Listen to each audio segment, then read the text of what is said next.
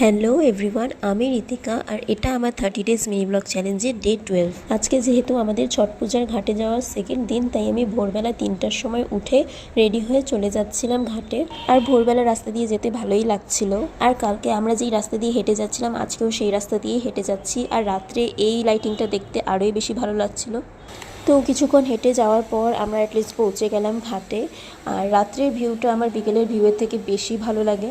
আর কালকে বিকেলে যতটা না ভিড় হয়েছিল, তার থেকে বেশি ভোরবেলার ঘাটে ভিড় হয়েছিল। তো আমরা চলে যাই আমাদের ঘাটে। আর এই দেখো কি সুন্দর লাগছে সব মোমবাতি সাজানোর পর। আর সূর্য ওঠার সময় যেহেতু আমাদের পুজো হবে, তাই অনেকটাই টাইম ছিল হাতে।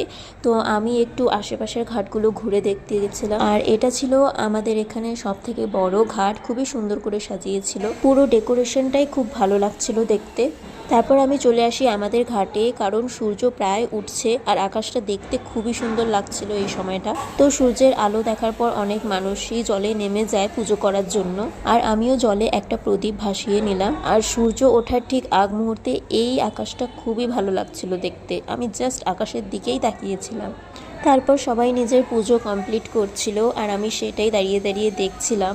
সব মিলিয়ে এই ভোরবেলার ঘাটের ব্যাপারটাই আলাদা। আর ভোরবেলাতেই সব থেকে বেশি মানুষ জলে নামে। আর দেখতেই পাচ্ছ তোমরা কতটা ভিড় হয়েছিল। আর আমাদেরও পুজো প্রায় কমপ্লিটের দিকে, যত রিচুয়ালস ছিল সবগুলো মা করে নিল। আর তারপর পুজো শেষ হয়ে গেলে আমরা বের হয়ে যাই ঘাট থেকে। আর পুজো শেষ হয়ে যাওয়ার পর যেহেতু মন্দিরে পুজো দেওয়ার নিয়ম আছে, তাই আমি আর মা চলে গেলাম মন্দিরে পুজো দিতে। আর এখানে দেখো ঠাকুরের মুখটা কি সুন্দর লাগছে। আর পুজো দেওয়া হয়ে গেলে আমরা চলে যাচ্ছিলাম বাড়িতে।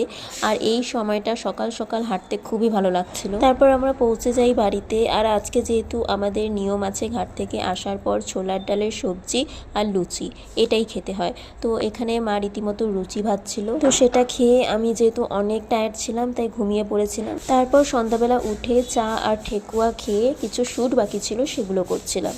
তো এভাবেই কাটলো দিনটা। খুবই ভালো করে হয়েছে আমাদের পুজোটা। দেখা হচ্ছে নেক্সট মিনি ব্লগে।